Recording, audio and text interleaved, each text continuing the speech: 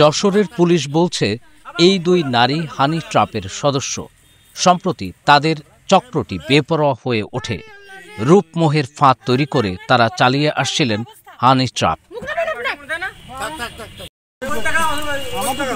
হানি ট্র্যাপে ফেলে সম্মানহানির ভয় দেখিয়ে তারা হাতিয়ে নিচ্ছিলেন টাকা। তাদের ৫ জনকে ধরেছে যশোরের ডিবি পুলিশ।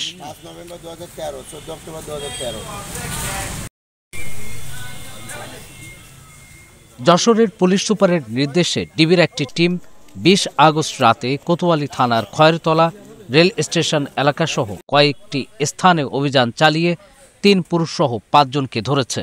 যশোরের ডিবি অফিসার ইনচার্জ মঞ্জুরুল হক ভূঁইয়া অভিযানে নেতৃত্ব দেন।